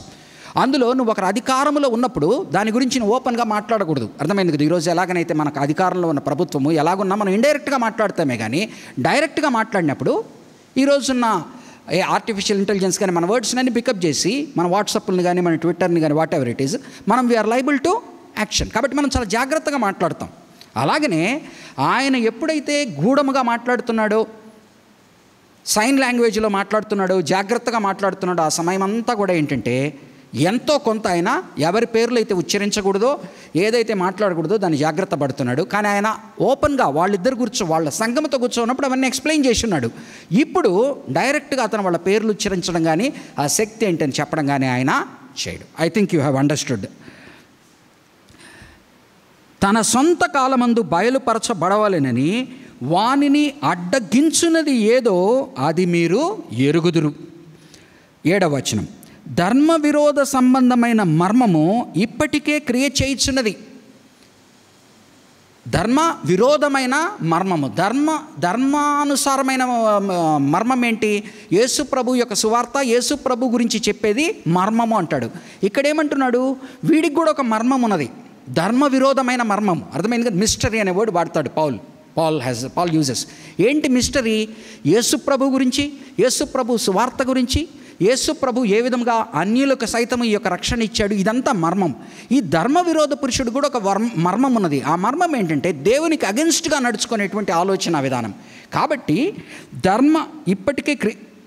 ధర్మ విరోధ సంబంధమైన మర్మము ఇప్పటికే క్రియ చేయుచున్నది. Already it is in the society. దాని పని చేస్తూ ఉన్నది. మనం దాని ఎఫెక్ట్స్ ఫీల్ అవుతున్నాం, కాన్సిక్వెన్సెస్ ఫీల్ అవుతున్నాం. క్రియ చేయుచున్నది కానీ ఇది వరకు అడ్డగించుచున్న వాడు, ఇందాకేమన్నాడండి? అడ్డగించుచున్నది ఒక శక్తి గురించి మాట్లాడాడు. ఇప్పుడు అడ్డగించుచున్న వాడు అనగా ఆ శక్తి, అడ్డగించుచున్న శక్తి, అడ్డగించు వాడు ఒక పార్టీ, ఒకరికి సంబంధించిన వారు.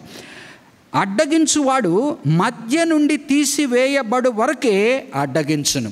అంటే యాజ్ లాంగ్ యాజ్ ఆ అడ్డగించే శక్తి, ఆ శక్తిని కంట్రోల్ చేస్తూ అడ్డగించేవాడు ఉన్నంత వరకు కూడా ఇది కంప్లీట్గా ఓపెన్ అప్ కాదు.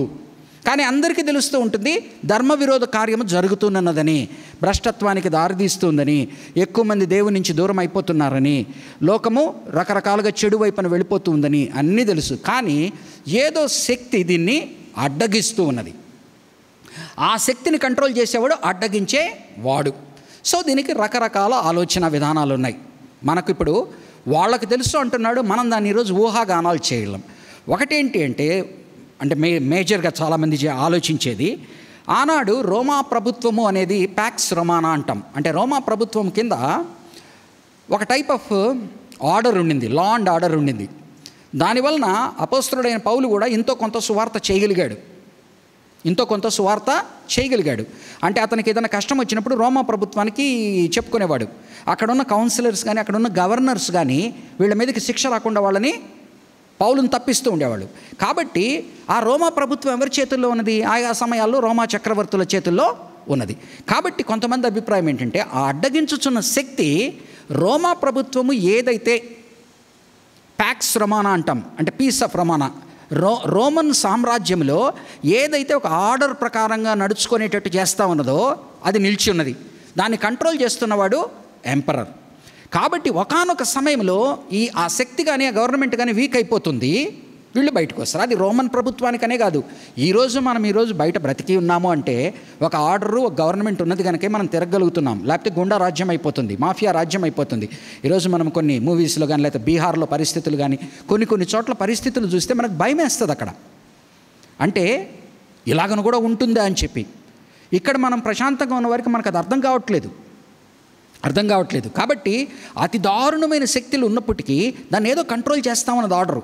ఒకానొక నాడు ఏమైపోతుంది, ఎప్పుడైతే నీకు గవర్నమెంట్ ఆర్డర్ స్ట్రక్చర్ నీకు వీక్ అయిపోతుందో ఆటోమేటిక్గా ఏమవుతుంది, అరాచకం పెరిగిపోతుంది. అరాచకము పెరిగిపోతుంది. సివిల్ వార్ కానీ ఎక్కడైనా ఏ ప్రదేశంలో అయినా మీరు చూడండి. కాబట్టి ఒక ఇంటర్ప్రిటేషన్ ఏంటి అంటే, ఈ అడ్డగిస్తున్న శక్తి రోమా ప్రభుత్వం. ఈ అడ్డగిస్తున్న వాడు ఎవడు అంటే రోమా చక్రవర్తులు. ఎంతో కొంత వాళ్ళు ఎంత దుష్టులైన ఏదైనా కూడా ఒక ఆర్డర్ అనేది మెయింటైన్ చేస్తున్నారు. ఎందుకని 13వ అధ్యాయం రోమా పత్రికలో చెప్తాడు, మన పైన పెట్టబడిన అధికారులు ఎవరైతే ఉన్నారో వారు మంచి కొరకే పెట్టబడ్డారు.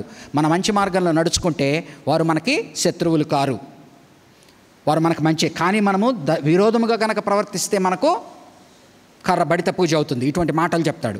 కాబట్టి ఇదొక వివరణ. ఇంకొక వివరణ ఏంటి అంటే, ఈ యొక్క ఆపుతూ ఉన్నది దేవుని సువార్త అనేది ప్రబలుతూ ఉన్నది, దేవుని సువార్త నడుస్తూ ఉన్నది. కాబట్టి ఒకానొక నాడు ఇది ఇంకా బలహీనమైపోయి దేవుడే దీన్ని కంట్రోల్ చేస్తూ ఉన్నాడు, దేవుడే పక్కకు జరుగుతాడు అని. అనగా పరిశుద్ధాత్మ దేవుడిని ఎవరినైతే ఇచ్చి ఇవంతా నడిపిస్తున్నాడో ఒకనాడు పరిశుద్ధాత్మ దేవుడిని ఆయన బయటికి తీసేస్తాడు అని. ఇది కాదు. ఎందుకంటే పరిశుద్ధాత్మ దేవుడు ఎక్కడా కూడా మన నుంచి తీయబడతాడని ఎక్కడా రాయబడట్లేదు. ఆల్వేస్, ఈవెన్ నీ ప్రకటన గ్రంథం సమయంలో ఎక్కడైనా తీసుకో, పరిశుద్ధాత్మ దేవుడు ఆయన వచ్చి ఆయన పని చేసుకుని వెళ్ళిపోయినట్టుగా ఎక్కడా తార్కణాలు లేవు, ఆయన ఉంటున్నాడు. కాబట్టి తీసేబడేది కాకపోవచ్చు. కాబట్టి మోస్ట్ ప్రాబబ్లీ ఏంటంటే మూడవది చెప్తాను. మూడవ వివరణ ఏంటి అంటే, సాతానే అంటే ఫర్ ఎగ్జాంపుల్ రోమా ప్రభుత్వమే తీసుకుందాం. రోమా ప్రభుత్వమే ఒక్కొక్కసారి వీరికి సహకరించేదిగా ఉంటుంది, అదే ఒక్కొక్కసారి సాతానై కూర్చుంటుంది. కాబట్టి ఈ యొక్క ఏదైతే ఈ ఆపే శక్తి ఏదైతే ఉన్నదో ఆ ఆపేవాడు అందరూ కూడా వాడే ఆపే శక్తి అవుతాడు. ఒకసారి వాడే బలహీనుడై వాడే తిరగబడతాడు. ఎందుకంటే ఆనాడు నీరో సమయంలో కానీ మనం ప్రకటన గ్రంథంలో చూస్తాం రానుంది. నీరో సమయంలో కానీ ఆ సమయాలలో ఏం జరుగుతుందంటే రోమా చక్రవర్తులే సాతాను రూపం దాల్చుతారు కొంతమంది.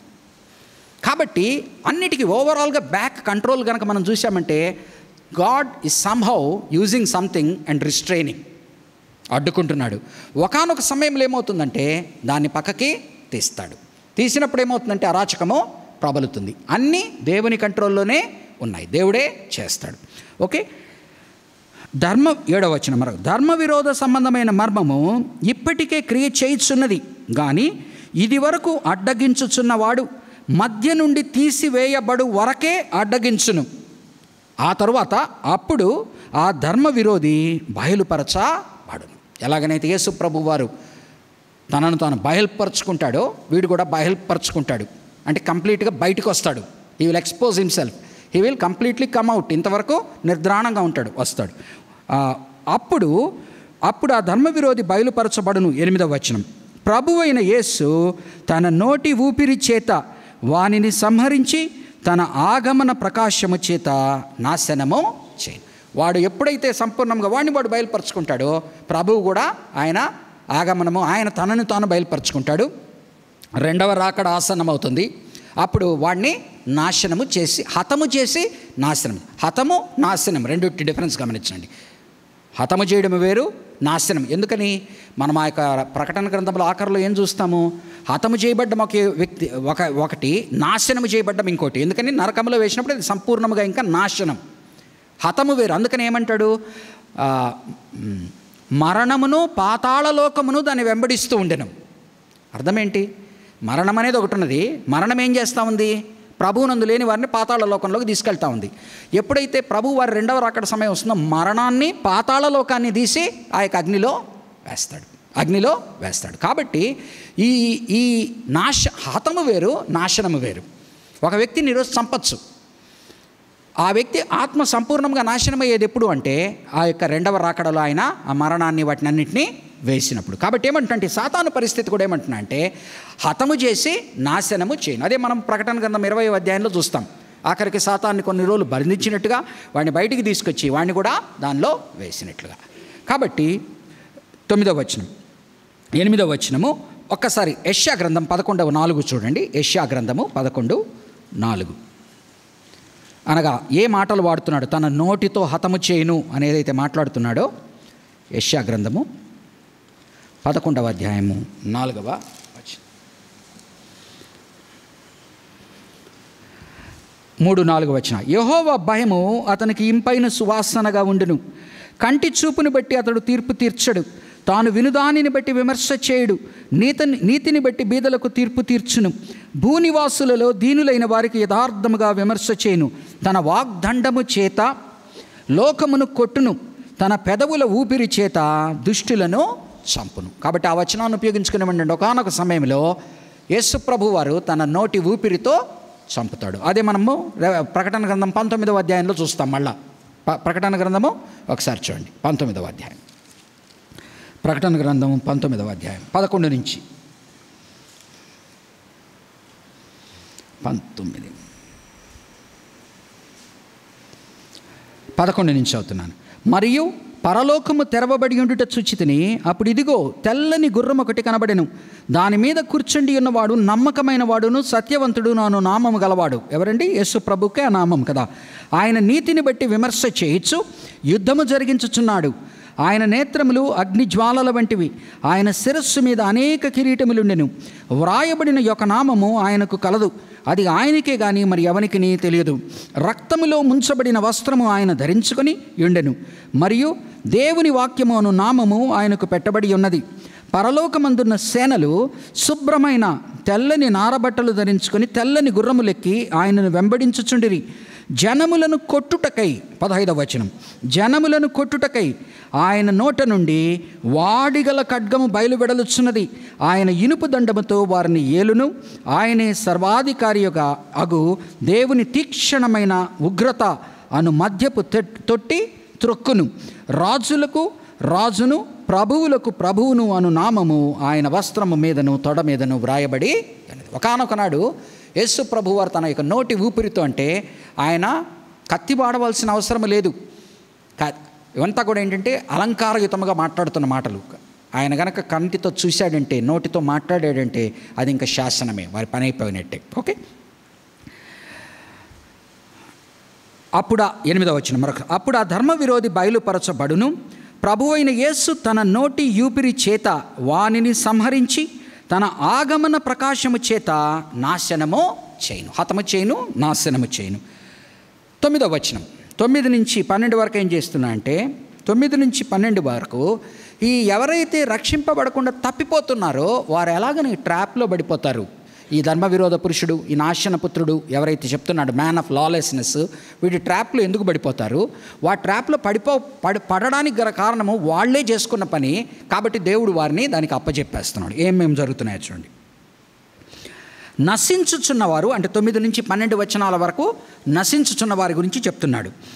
నశించుచున్నవారు తాము రక్షింపబడుటకై సత్య విషయమైన ప్రేమను అవలంబింపక పోయిరి. ఏం జరుగుతుందండి? నెంబర్ 1, సత్య విషయము. యేసు ప్రభు వారు సత్యం వారు దేవుణ్ణి స్వీకరించారు, ప్రభువుని రక్షకునిగా. తర్వాత యేసు ప్రభు వారు చూపిన సత్యమైన ప్రేమ, వారిలో ప్రేమ ఉండదు. సత్య విషయమైన ప్రేమను అవలంబింపకపోయిరి అంటే బేసిక్గా they have not accepted Jesus Christ. They have not understood Christ love.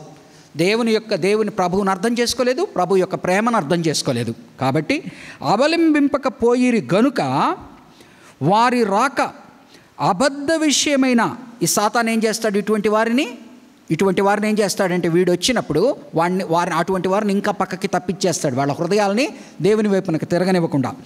వారి రాక అబద్ధ విషయమైన సమస్త బలముతోనూ, ఎలాగనైతే యేసు ప్రభు వారు అద్భుతాలు చేశాడో, ఎలాగనైతే ప్రకటన గ్రంథంలో యేసు ప్రభు వారిని చూపిస్తాడు, దేవుణ్ణి, తండ్రి అయిన దేవుణ్ణి చూపిస్తాడు, యేసు ప్రభువుని చూపిస్తాడు, పరిశుద్ధాత్మను చూపిస్తాడు. అలాగనే అబద్ధ త్రిత్వము అనేది ఉన్నది, దుష్టత్రిత్వము. అది ఎలాగను చూపిస్తుంది? సాతాను క్రూరముఖంలాగా తన్ని తాను బయలుపరుచుకుంటాడు. ఆ తర్వాత యేసు ప్రభు వారు చేసేటువంటి పని ఒక ప్రవక్త లాంటి వాడు వచ్చి చేస్తాడు. ఆ తర్వాత ఆత్మకు ఇంకొక దుష్టుడు, ఈ ముగ్గురు ఉంటారు. కాబట్టి ఏం జరుగుతున్నదంటే, వీళ్ళు కలిసి ఏం చేస్తారంటే, వారి రాక అబద్ధ విషయమైన, ఎలాగనైతే ప్రభు అద్భుతాలు చేశాడో వీళ్ళు కూడా ఒకనాడు ఎలాగనైతే ఫరో యొక్క సమక్షంలో మోషే అద్భుతం చేసినప్పుడు వారు కూడా అద్భుతాలు చేయడానికి చేశారు కదా. వారు కూడా కర్రని పాము చేశారు. ఆ తర్వాత వారు రక్తములాగా చేస్తే వారు కూడా చేస్తారు. ఒకానొక సమయంలో ఓడిపోయామని ఒప్పుకుంటారు, కానీ వాళ్ళు చాలా ఇమిటేట్ చేస్తారు. వాని రాక అబద్ధ విషయమైన సమస్త బలముతోనూ నానా విధములైన సూచక క్రియలతోనూ మహత్కార్యములతోనూ అనగా నమ్మబలికేటట్టుగా ఉంటాయి. వాటిని చూడంగానే దేవుడు ఇతని వెనక లేకపోతే ఇవి జరుగుతాయా, ఇతనిలో ఏదో శక్తి లేకపోతే ఇది జరుగుతుందా అని. ఈరోజు ఎంతమంది దేవుడిని నమ్మడం కన్నా ఏదైతే మనం క్షుద్ర శక్తులు అంటామో భూత వైద్యులు, వాళ్ళు చేసే కొన్నిటిని బట్టి ఈనాటికి చేతబడికి భయపడే వాళ్ళు ఉన్నారు క్రైస్తవుల్లో కూడా. వారు చేసేదాన్ని బట్టి ఏం చేస్తారు, వాళ్ళు భయంతోనో భక్తితోనో వాళ్ళు క్యాప్చర్ చేస్తారు. అలాగని వీళ్ళు చేసే అద్భుత క్రియలు, వాడు చేసే అద్భుత క్రియలు ఎలాగని ఉంటాయంటే పక్క దారి తప్పిస్తాడు. అంటే అనుమానం పుట్టిస్తాడు, దేవుడు వీటితో లేకపోతే ఇది జరుగుతుందా అద్భుత కార్యాలను చూసినప్పుడు. నానా విధములైన సూచక క్రియలతోనూ మహత్కార్యములతోనూ దుర్నీతిని పుట్టించు సమస్త మోసముతోనూ, దుర్నీతిని పుట్టించు సమస్త మోసముతోనూ నశించుచున్న వారిలో, ఇదంతా కూడా నశించుచున్న వారిలో జరిగేది, వారిలో సాతాను కనుపరుచు బలమును అనుసరించి. వీరందరూ ఎవరిని అనుసరిస్తారు? ప్రకటన గ్రంథం అంతా అదే కదా. ప్రకటన గ్రంథం అంతా ఏంటి? ఆ బీస్ట్ వెనకబడతా ఉంటారు, ఆ యొక్క క్రూర మృగం వెనకబడతా ఉంటారు. అంటే ఏంటి? లోకము. క్రూర మృగం అంటే మనం దయచేసి అర్థం చేసుకోండి. ఇందాక మనం చదివాం దానియేలు గ్రంథంలో, వాడు ఏ దేవతల్ని పూజిస్తాడు? ఇప్పుడున్న దేవతలను కాదంట, వెండిని బంగారుని అంటున్నాడు. అంటే ఏంటి? లోకము, కామర్స్, వాణిజ్యము. అంటే లోకానుసారమైన మనుషులైపోయి లోకంలో ఏవో పొందుకోవడానికి దారి తప్పిపోతారు. రకరకాలుగా దారి తప్పిపోతారు. దుర్నీతిని పుట్టించు సమస్తము నశించుచున్న వారిలో సాతాను కనపరుచు బలమును అనుసరించి ఉండును. ఇందుచేత ఏమవుతుందండి? ఇందుచేత సత్యమును నమ్మక, ఇందాక మనం గమనించాం కదా సత్య విషయమైన ప్రేమను. కాబట్టి వీళ్ళు ఏం చేస్తున్నారు? సత్యమును నమ్మక, దుర్నీతి యందు అభిలాష గలవారందరూ, నశించిన వారిలో ఉండే గుణగణాలు, దుర్నీతి యందు అభిలాష గలవారందరూ శిక్షావిధి పొందుటకై, వీరు శిక్షకు పాత్రులవుతారు. శిక్షావిధిని పొందుటకై అబద్ధమును నమ్మునట్లు మోసము చేయు శక్తిని దేవుడు వారికి పంపుచు. చాలా భయంకరమైన మాటలు ఇవి. వారిని వాళ్ళంతట వాళ్ళు ఫస్ట్ తప్పిపోతూ ఉంటారు. ఆ తర్వాత దేవుడు ఏం చేస్తాడు? అప్పగిచ్చేస్తాడు. మీకు ఎన్నోసార్లు చెప్పాను, ఆహాబు దగ్గరికి. ఆహాబు ఆల్రెడీ దేవుని మార్గంలో నడుచుకోకుండా వెళ్తూ ఉంటాడు. యెహోషాపాతు వస్తాడు, ఆహాబుతో అంటాడు, అయ్యా ఆహాబు అంటాడు, మనము వారి మీద యుద్ధానికి పోవాలా, యెహోషాపాతు నువ్వు నాతో కలుస్తావా? యెహోషాపాతు యూదా రాజు, ఇతను ఇజ్రాయేలు రాజు. ఆ యూదా రాజు ఏమంటాడు, ఓకేనయ్యా కలుస్తాను, కానీ అంటే ప్రవక్తలను పిలవమంటాడు. బయలు ప్రవక్తలు వస్తారు, ప్రవచనాలు చెప్తారు. చెప్పినప్పుడు యెహోషాపాతు ఒక మాట అంటాడు, అయ్యా నిజమైన దేవుని యొక్క ప్రవక్తలు ఎవరన్నా ఉంటే అతను పిలువని. ఉన్నాడయ్యా ఒకడు ఉన్నాడు, కానీ వాడు ఎప్పుడు వచ్చినా కూడా నా గురించి నెగిటివే మాట్లాడతాడు, కాబట్టి అటు అనరాదు, నువ్వు నెగిటివ్ మాట్లాడినా పర్లేదు, దేవుని స్వరం మనం వినాలా అని చెప్పి పిలుస్తారు. అప్పుడు మిఖాయా అనేవాడు వస్తాడు. మిఖాయా అనేవాడు వచ్చినప్పుడు వెళ్ళి ఎవరైతే సేవకుడు వెళ్ళి మిఖాయాని పిలుచుకొస్తాడో మిఖాయాకు ఒక మాట చెప్తాడు, రే నాయన బతికుంటే బల్సాకు తింటావు, వాళ్ళందరూ కలిసి కోడై కూస్తున్నారు ఏక కంఠంతో, నువ్వు కూడా గనక యుద్ధానికి పో నువ్వే గెలుస్తావు, యుద్ధానికి పో నువ్వే గెలుస్తావు అని యొక్క దాన్ని ఏమంటారు, దరువు కొట్టావనుకో నీకు 4 డబ్బులు వస్తాయి అంటాడు. సరే ఇతను ఏం చేస్తాడు, ఎందుకు ఈ రాజుతో మనకు గొడవ అని చెప్పి ఆయన ఏమంటాడు, ఓకేనయ్యా నువ్వు పో గెలుస్తావు అంటాడు. అప్పుడు ఆహాబుకు తెలుసు ఇతను వ్యంగ్యంగా మాట్లాడుతున్నాడు. అంటాడు, మిఖాయా నిజము చెప్పు, దేవుని మీద ప్రమాణం చేసి నిజం చెప్పండా, చెప్తానయ్యా, నువ్వు మళ్ళీ వెనక్కి తిరిగి రావంటాడు. నువ్వు మళ్ళా వెనక్కి తిరిగి రావంటాడు. చూసావా నాకు విరోధంగా మాట్లాడుతున్నాడు అంటాడు. అంటే ఏమంటాడు ఆహాబ్, ఏమంటాడు, తన కొడుకును పిలుస్తాడు, ఎవరైతే దీనికి రాజుగా ఉన్నాడో యువరాజుని పిలిచి, వీడిని అరెస్ట్ చేయండి, వీడిని పెట్టి వీడికి ఓన్లీ నేను వచ్చేంతవరకు బ్రెడ్ నీళ్ళు ఇవ్వండి అంటాడు. అతను అంటాడు, నువ్వు ఆ ప్రవక్త అంటాడు మిఖాయా, నువ్వు వస్తే కదా నేను చూసేది, నువ్వు రావు పో అంటాడు. అప్పుడు ఒక మాట చెప్తాడు, ఎలాగను మోసగించబడుతున్నాడయ్యా వీరంటే, దేవుడు ఆయన యొక్క దాన్ని ఏమంటారు సమూహంతో కూర్చో ఉన్నప్పుడు ఆహాబుని ఎవరు పక్కకు తప్పించగలరు అని ఆలోచిస్తున్నా అంట. ఒక్కొక్కరు వచ్చి ఒక్కొక్క మాట చెప్పారంట. చెప్పినప్పుడు ఒక ఆత్మ వచ్చిందంట. ఆత్మ వచ్చి అన్నదంట, నేను తప్పిస్తాను. ఎలాగను తప్పిస్తావు? నేను అబద్ధపు ఆత్మగా వెళ్తాను. ఇలాగైతే నువ్వు ఆహాబును తప్పిస్తావు పో అన్నాడు. అంటే ఎవరు పంపిస్తున్నారు? దేవుడే పంపిస్తున్నాడు. దేవుడే పంపిస్తున్నాడు. అంటే ఓల్డ్ టెస్టమెంట్ థియాలజీ అంతా ఏంటంటే, దేవుని యొక్క ఆధీనంలోనే ఏదైనా దేవుని ఆధీనంలో ఉన్నది. సాతాను ఈక్వల్ అండ్ ఆపోజిట్ ఫోర్స్ అనుకోకండి, దానికి ఏదో శక్తి ఉన్నది, కానీ ఆ శక్తి కూడా దేవుడు ఎంత ఇచ్చాడో అంతవరకే, దేవుని పరిమితి లేకుండా అదేమీ చేయలేదు. కాబట్టి వీరందరూ ఎలా తప్పిపోతున్నారంట, వీరు ఆల్రెడీ వారి హృదయాలను కఠినపరుచుకొని దేవుణ్ణి తిరస్కరించి దేవుడు కాని వాటి వెంబడి వెళ్తూ ఉంటే ఆయన ఏం చేస్తాడంటే వారిని అబద్ధపాత్మకు అప్పచెప్పేస్తాడు. రోమీలకు రాసిన పత్రిక 1వ అధ్యాయం అంతా అదే కదా, అప్పచెప్పేసను. ఎందుకు అప్పచెప్తున్నాడు? వాళ్ళు అరే నాయన న్యాచురల్గా ఇదిరా, స్త్రీ పురుషుడు కలిసి ఉండాలరా అంటే, లేదు స్త్రీ కలిసి ఉంటాం, పురుషుడు కలిసి ఉంటాం. అరే నాయన వాటిని చూసి నువ్వు దేవుళ్ళని పూజించద్దురా అంటే దేవతల్ని ఇవన్నీ చేసిన తర్వాత ఆయన ఏం చేశాడు, వాడి హృదయంలో కఠినపరిచను. ఎందుకంటే ఈ మాట చెప్పిన ప్రతిసారి నేను చదువుతాను, ఒకసారి చూడండి. రోమా అంటే ఆయన చెప్పేస్తాడు ఒక్కొక్కసారి. అంటే మన హృదయాలు దేవుని నుంచి మనం దూరమైనప్పుడు ఆయన ఏం చేస్తా అంటే మన హృదయాలని మెత్తపరచక ఇంకా మనం ఇట్లా చెప్దాం, మన మానాన మనల్ని వదిలేస్తాడు. చూడండి రోమీయులకు రాసిన పత్రిక 1వ అధ్యాయం 24వ వచనం 21 నుంచి చదువుతాను. మరియు వారు దేవునిని ఎరిగియు ఆయనను దేవునిగా మహిమపరచ లేదు, కృతజ్ఞతాస్తుతులు చెల్లింపనూ లేదు, కానీ తమ వాదముల యందు వ్యర్థులైరి. వారి అవివేక హృదయము అంధకారమాయను, తాము జ్ఞానులమని చెప్పుకొనుచు బుద్ధిహీనులైరి. వారు అక్షయుడగు దేవుని మహిమను క్షయమగు మనుష్యుల యొక్కయు పక్షుల యొక్కయు చతుష్పాద జంతువుల యొక్కయు పురుగుల యొక్కయు ప్రతిమా స్వరూపముగా మార్చిరి. ఈ హేతువు చేత ఏమంటున్నాడు చూడండి, ఈ హేతువు చేత వారు ఎప్పుడైతే ప్రస్ఫుటంగా కనిపించేటువంటి దేవుని శక్తిని వదిలేసి సృష్టికర్త ఒకడున్నాడని గుర్తించకుండా సృష్టిని పూజించడం ప్రారంభించారో, ఈ హేతువు చేత వారు తమ హృదయముల దురాశలను అనుసరించి తమ శరీరములను పరస్పరము అవమానపరుచుకొనున్నట్లు దేవుడు వారిని అపవిత్రతకు అప్పగించెను. వారి శరీరాల్ని మాదక ద్రవ్యాలతో, అంటే శరీరాన్ని చెడుపుకునేటట్టుగా, మనసుని చెడుపుకునేట్టుగా, ఆత్మని కలుషితపరుచుకునేటట్టుగా ఆయనే అప్పచెప్పేస్తాడు, అప్పగించెను. అట్టివారు 25వ వచనం, అట్టివారు దేవుని సత్యమును అసత్యమునకు మార్చి సృష్టికర్తకు ప్రతిగా సృష్టమును పూజించి సేవించిరి. యుగముల వరకు ఆయన స్తోత్రాలుడై ఉన్నాడు. ఆమెన్. 26వ వచనం, అందువలన మరలా చూడండి, అందువలన వీరిలా ప్రవర్తిస్తున్నారు కనుక ఆయన ఏం చేస్తున్నాడు, అందువలన దేవుడు తుచ్చమైన అభిలాషలకు వారిని అప్పగించెను. వారి స్త్రీలు సైతము స్వాభావికమైన ధర్మమును విడిచి స్వాభావిక విరుద్ధమైన ధర్మమును అనుసరించిరి. లెస్బియనిజం, స్త్రీలు స్త్రీలతో సంపర్కం చేయడం. అటువలే పురుషులు కూడా స్త్రీ యొక్క స్వాభావికమైన ధర్మమును విడిచి పురుషులు హోమోసెక్షువాలిటీ అవాచ్యమైనది చేయొచ్చు, తమ తప్పిదనమునకు తగిన ప్రతిఫలమును పొందుచు ఒకరి ఎడల ఒకరు కామాతప్తులు అయిరి. సో దేవునికి దూరమైపోతూ ఉంటే దేవుడు ఏం చేస్తా అంటే ఒకంతవరకు చెప్తాడు, దగ్గరికి తీసుకోవడానికి చూస్తాడు. ఆ తర్వాత ఏం చేస్తాడు, మన మానాన్ని మనల్ని వదిలేస్తాడు, ఇంకా పుష్ కూడా ఇస్తాడు, మనల్ని అటువైపునకి తోసేస్తాడు.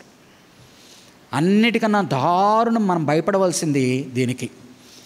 ఎప్పుడైతే దేవుడు మనల్ని మన మానాన్ని మనల్ని వదిలేస్తాడో, ఎప్పుడైతే దేవుడు మన మీద విసిగి వేసారిపోయి ఆ నడ్జిచ్చి పుష్ ఇచ్చి అటు పక్కనకి వేసేస్తాడో, అది ఇంకా మనం వెనక్కి రాలేం.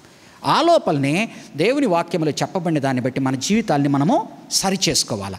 సరిచేసుకోకపోతే కాలక్రమేణా మనము తప్పిపోతాము. ఆ తర్వాత ఆయన మన మానాన మనల్ని వదిలేస్తాడు. ఇంకా చెప్పుకోవాలంటే ఆయన మనల్ని అప్పగించేస్తాడు, మనల్ని తోసేస్తాడు అటువైపుకి, ఇంకా మళ్ళీ వెనక్కి రానివ్వకుండా చేస్తాడు. ఇందుచేత 11-12 ఇందుచేత సత్యమును నమ్మక దుర్నీతి యందు అభిలాష గల వారందరూ శిక్షావిధి పొందుటకై అబద్ధమును నమ్మునట్లు మోసము చేయి శక్తిని దేవుడు వారికి పంపుచునున్నాడు. 13-17 వరకు ప్రభువునందున్న ప్రేమించిన వారు, ఇందాకెవరు నశించేవారు, వీరు ప్రభువును ప్రేమించేవారు. ప్రభువు వలన ప్రేమింపబడిన సహోదరులారా, ఆత్మ మిమ్మును పరిశుద్ధపరచటం వలనను మీరేంటండి, వాళ్ళకి మీకు డిఫరెన్స్ ఏంటి? ఆత్మ వలన మీరు పరిశుద్ధపరచబడ్డారు.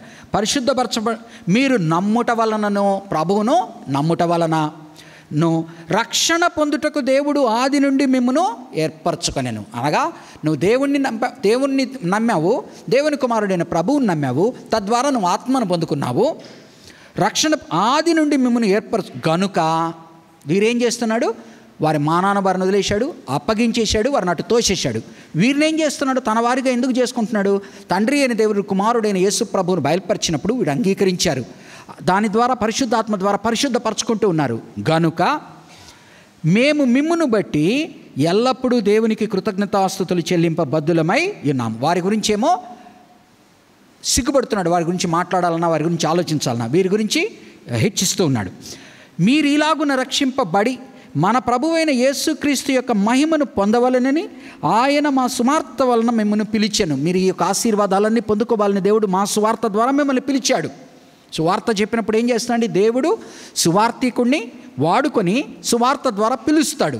పిలిచినప్పుడు వాళ్ళు ఏమవుతారు? దేవుణ్ణి అంగీకరిస్తారు, దేవుని కుమారుడైన ప్రభువుని అంగీకరిస్తారు. ప్రభు ద్వారా వచ్చేటువంటి దేవుని ద్వారా ప్రభు ద్వారా వచ్చే ఆత్మ ద్వారా పొందుకుంటారు, పరిశుద్ధముగా జీవిస్తారు. మహిమను పొందవలనని ఆయన మా సువార్త వలన మిమ్మల్ని పిలిచెను. కాబట్టి 15వ వచనం, కాబట్టి సహోదరులారా నిలకడగా ఉండి. ఇవన్నీ జరిగినాయి, కానీ ఎలా ఉండాలా? చనిపోయేంత వరకు మనము స్థిరముగా ఉండాలి, నానాటికి అభివృద్ధి చెందుతూ ఉండాలి.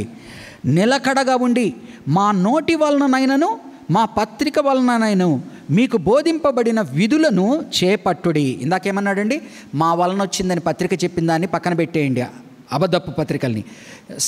ఎవరి మాట వలన వచ్చింది పక్క. కానీ ఏంటి? నేను మీ మధ్యన ఉన్నప్పుడు మీకు నేను బోధించిన విషయాలు మీకు గుర్తున్నాయి కదా, నేను రాసిన పత్రిక మీకు గుర్తున్నది కదా, దాంట్లో ఉన్నవి మీరు అవలంబించండి. ఈ యొక్క నా నుంచి వచ్చాయని చెప్పబడిన పత్రిక ఎవడో చెప్పాడన్న మాట, ఎవడో ఆత్మ ద్వారా చెప్పిన ప్రవచనాన్ని తిరస్కరించండి.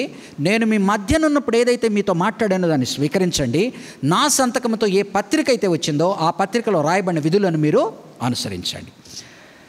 విధులను చేపట్టుడి. 16-17, మన ప్రభువైన యేసుక్రీస్తును మనలను ప్రేమించి కృపచేత నిత్యమైన ఆదరణయు. మనకేం కలిగించాయండి? ప్రభువైన యేసుక్రీస్తు మనల్ని ప్రేమించి కృపచేత నిత్యమైన ఆదరణ మనల్ని ఆదరించాడు. ఎప్పటి వరకు? నిత్యమైన ఆదరణ, చనిపోయేంత వరకు, చనిపోయిన తరువాత కూడా.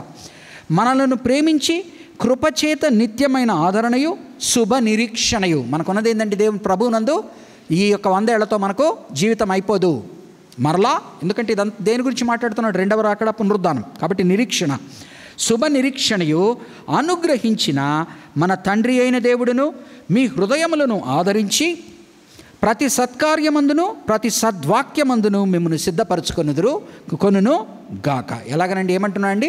సద్వాక్యము, ప్రతి మంచి వాక్యమును మీరు స్వీకరించండి. ప్రతి సత్క్రియ చేయుటకు ఆసక్తి మీరు, అంటే వర్డ్ డీడ్, గాడ్స్ వర్డ్ స్వీకరించండి. దేవుడు ఏ సత్క్రియ అయితే చేయమన్నాడో దాన్ని చేస్తూ మీరు ముందరికి సాగండి అని చెప్తున్నాడు. కాబట్టి 2వ అధ్యాయము 2 తెస్సలోనిక 2వ అధ్యాయము తాత్పర్యము ఇది. ఒకానొకనాడు వీరు ప్రభువు రాకడ వచ్చేసిందని, మనం ఇంకా ఎత్తబడలేదే, మనం విడిచిపెట్టబడ్డమేమో అని భయపడుతూ ఉన్న వారితో, అయ్యా ఇంకా ప్రభువు రాకడ రాలేదు. ప్రభువు రాకడ రావాలి అంటే ముందర ప్రభువుకు వ్యతిరేకి అయిన వాడు రావాలి. వాడు ఎలాగనుంటాడు అంటే ఈ గుణగణాలు కలిగి ఉంటాడు.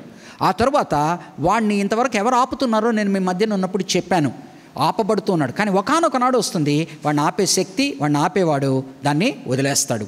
వదిలేసినప్పుడు వాడు తనను తాను బట్టబయలు చేసుకుంటాడు. వాడెప్పుడైతే తనను తాను బట్టబయలు చేసుకుంటాడో యేసు ప్రభువు కూడా వెంటనే తనను తాను బట్టబయలు చేసుకుంటాడు. మేనిఫెస్టేషన్, ఎపిఫెనీ చేసుకుంటాడు. తన నోటి ఊపిరితో వాడిని చంపుతాడు, హతము చేస్తాడు, నాశనము చేస్తాడు, గాన్. ఆ తర్వాత ఈ నశించిన వారందరూ కూడా ఎందుకు నశిస్తున్నారంటే దేవుణ్ణి వెంబడించక, దేవుని కుమారుడైన ప్రభువుని వెంబడించక, ఆత్మను వెంబడించక ఈ దేవునికి విరోధముగా పనిచేస్తున్న అంత్యక్రీస్తును వారు నమ్ముతున్నారు. అంత్యక్రీస్తు ఆత్మను నమ్ముతున్నారు.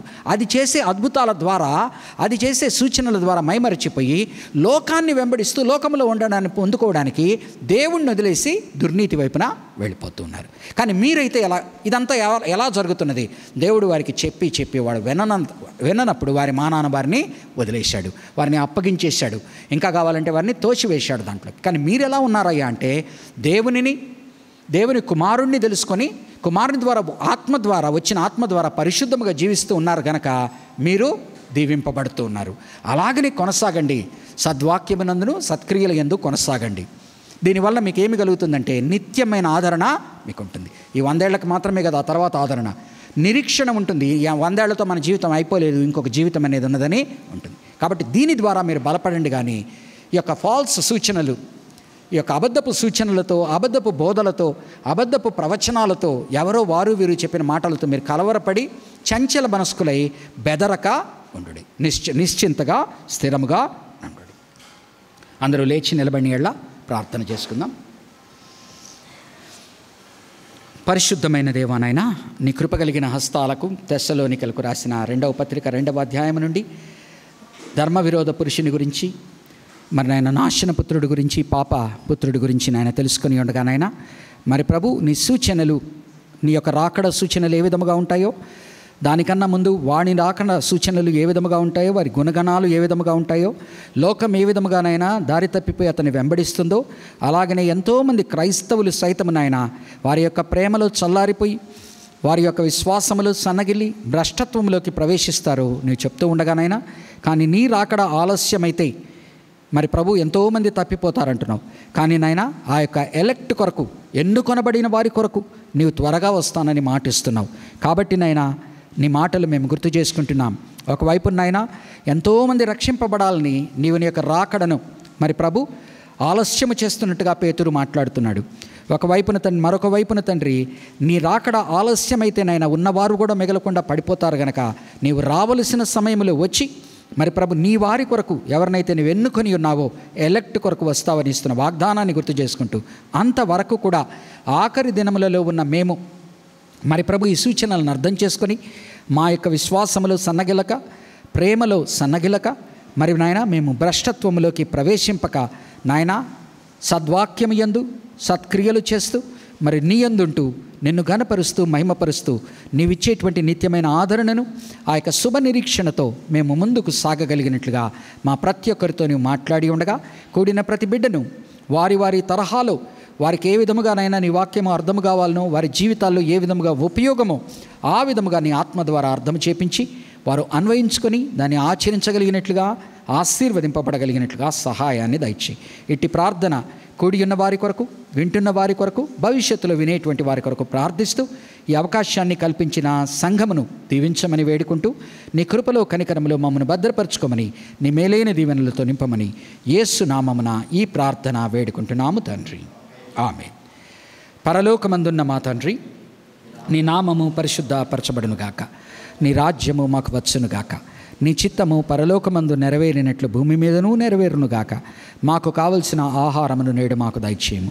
మా రుణస్థులను మేము క్షమించిన ప్రకారం మీరు మా రుణములను క్షమించము. మమ్మను శోధనలోకి కాకీడు నుంచి తప్పించము. ఎందుకంటే రాజ్యము, బలము, మహిమ నిరంతరము నీవయ్యున్నావు తండ్రి. ఆమేన్. త్రియేక దేవుని ఆశీర్వాదము ఇప్పుడు ఎల్లప్పుడూ సదాకాలము కూడిన వారి మీదను, వింటున్న వారి మీదను, వినబోవు వారి మీదను, సంఘమంతటి మీదను నీ ఆశీర్వాదము ఎల్లప్పుడూ నుండునుగాక. ఆమేన్. God bless you.